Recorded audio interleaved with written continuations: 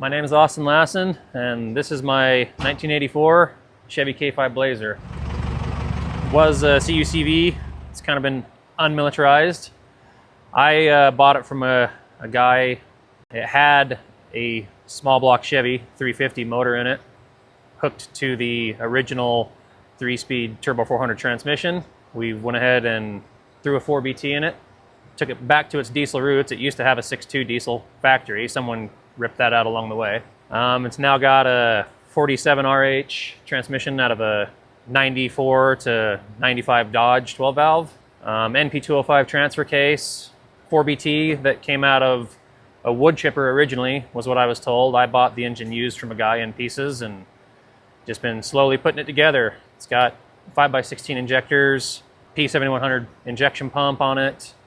I've done AFC Live, 4,000 RPM governor springs. We bumped the timing on it 10 degrees. Just got it running recently, back in the truck, and getting ready to throw some twin turbos on it. I've just always been enamored by the idea of the 4BT. Owned a few 12 valves and done a 12 valve swap actually before and stuff, and had a lot of fun playing around with those. And I thought the 4-cylinder little brother would be a fun thing to try out, and it uses a lot of the same parts. You know, these engines are capable of good fuel mileage and stuff, decent power, so I thought, heck, why not? It'd be fun to try and track one of these down and throw it together and throw it in something, and here we are. We had to trim the firewall and push things back for the hot pipe and the downpipe section off of the atmospheric turbo. I wanted to utilize the stock small block Chevy or even the 6.2 diesel motor mounts, and we were trying to keep the factory cross member in there. So I put the engine down and back as far as possible. However, I've got plenty of room to my radiator. Had I had the twins and known that it was going to cause the fabrication work here, I probably would have just moved the engine forward and just totally cut the cross member out. We had to do the firewall work because we obviously didn't have the twins when I went to go do the motor mount. So if you're going to run an automatic behind your 4BT with this kit, I think it might be noteworthy to mention that the dipstick is going to probably have to have some work done to it. As you can see, I've bent this one down underneath where the downpipe will be heading, because the downpipe was pretty much centered right where the dipstick came up from the automatic transmission. When doing this swap, I wanted to have like a normal reservoir mounted to my power steering pump, but with the P-pumped version of the 4BT, I'm not aware of a reservoir that would actually fit. It requires, from what I've found, to need a remote mounted reservoir. And things also like this throttle bracket. This is a throttle bracket off of a 94, 95 12 valve truck. And normally that bolts to the side of the pump, but being that this setup is all shorter, right, minus 2 cylinders, that required some custom bracketry to scoot that up and forward. Same thing with the throttle linkage. That also required some custom tweaks and touches to make this all work. To run the temporary setup until the twins were on, I wanted to get the new cam broke in and everything. We ended up building this riser pipe. I didn't want to have to cut my firewall anymore, especially just for the single where I knew I was doing twins. And so kind of just found piece parts of everything that I had laying around and just made it work to get the exhaust up and away, and also it kind of looks cool.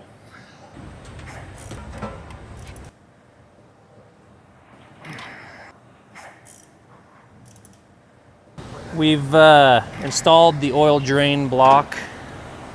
Did that first.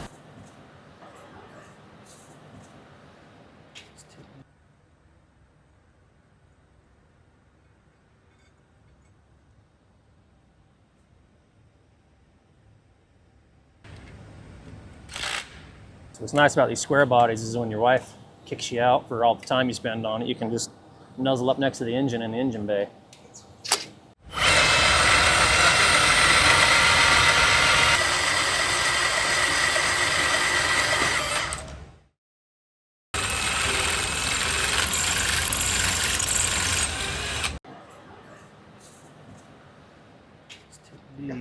So what I'd like to do is pull the cartridge out of the 366 turbo And I would like to probably put the hot pipe, the 351, everything together as an assembly, and then drop that onto the manifold that's already bolted onto the engine. And then I'll reassemble the 366 in the engine bay. So it wants the housing clocked and oriented in a certain way. And as of right now, it's off a little from that. So I'm removing the compressor housing. I think what we'll do is we'll mount it like this for now.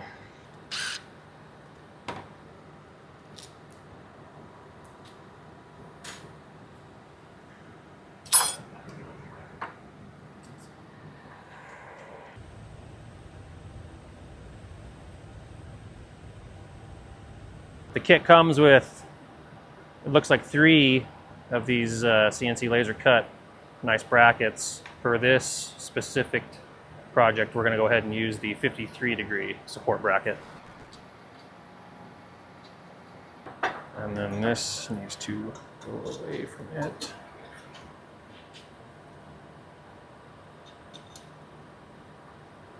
Bracket goes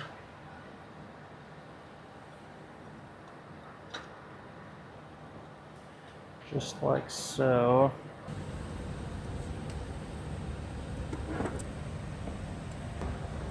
There we are. What do you think? Start down underneath here, probably.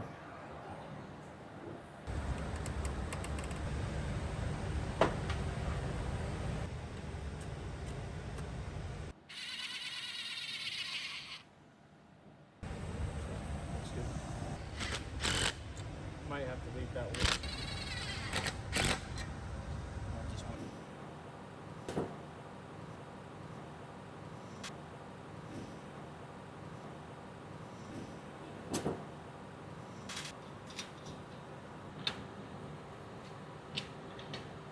And now we're going to get both cartridges in, and we're going to get the oil drain system plumbed. And then at that point, we'll put the compressor housings all together. So I was hoping to be able to put this in as an assembly. I think what I'm going to try and do is just simply take the small turbo's exhaust housing off, get it on, just because of my firewall clearance issues. And then once it's down, I should be able to bring the hot pipe assembly back up and then re-V-band it on. That's not too big of a deal though.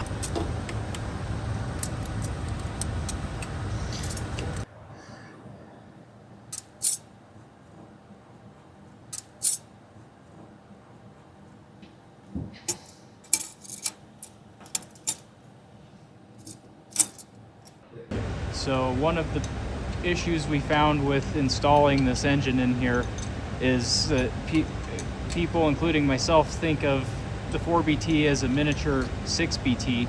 How that's true in a lot of ways, what ended up happening was the engine was shortened from the front to the back, so a lot of things that might have fit the 6BT don't fit the 4BT because the pump moves back, all of the accessories move back, it crowds the manifold towards the back, and that kind of ended up causing some of our firewall issues. We realized we didn't get this bracket on, and this sandwich is underneath of the 53-degree support bracket. So had to pull that apart. Nothing major, but we'll get it back together the right way now. So I'm pretty excited to see what it's going to be like with more boost, right? I think it's time, feed that cartridge into the top, get that stuff ready. I just think it's really cool, just reflecting back on the why the 4BT. I think it's cool, like companies such as Diesel Power Source and many others that are still to this day coming out with aftermarket support and products for these engines. You know, being that they're from the early 90s, they probably should just be obsolete and be boat anchors at this point, but I think they're just great little engines, which is why obviously the aftermarket is still coming up with products and availability for stuff for them. So pretty cool.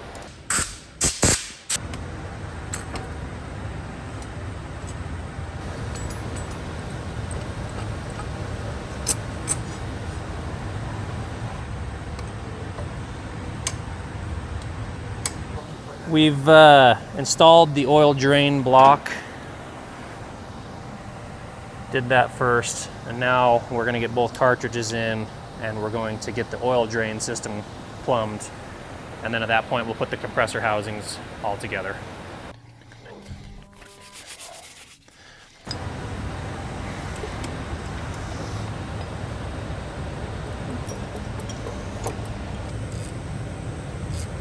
There we go. Intake going.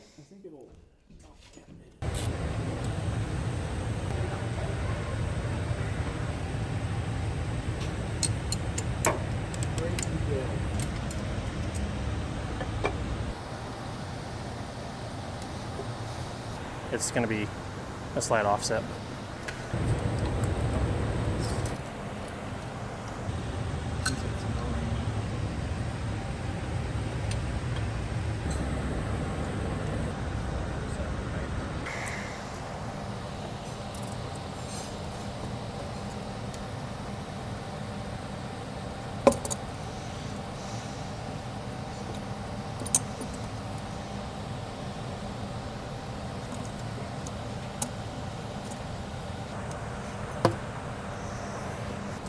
Yes. Right. Well, that's what I liked. Okay, so we were going to try this time.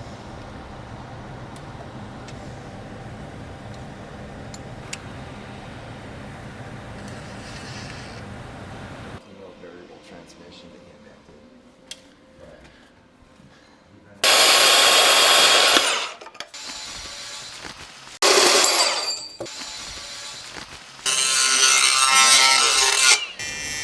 Like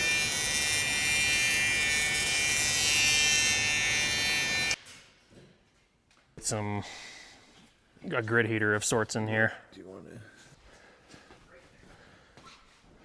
Or do you got the...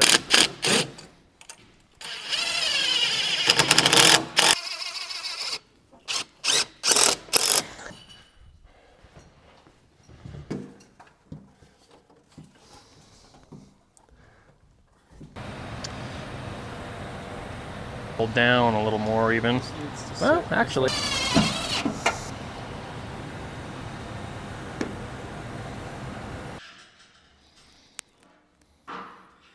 It might. I did some plumbing at the Salt Lake International Airport, and this T316 stainless was actually the drainage they used out of the airport. And when I was installing it, I was thinking, this is going to make a killer exhaust on something. I'm keeping all the scraps. So I kept all the scraps, and I built this whole exhaust out of it's sewage pipe from the Salt Lake Airport, is what it is.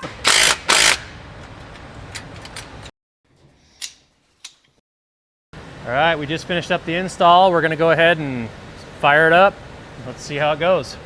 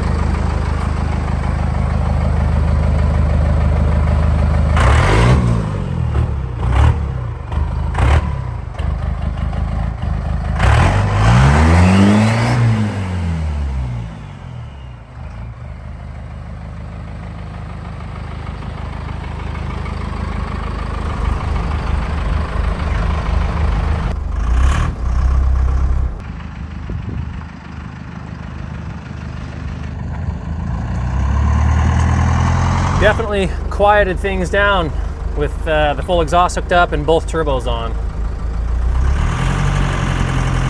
Oh yeah, way quieter. Like way quieter.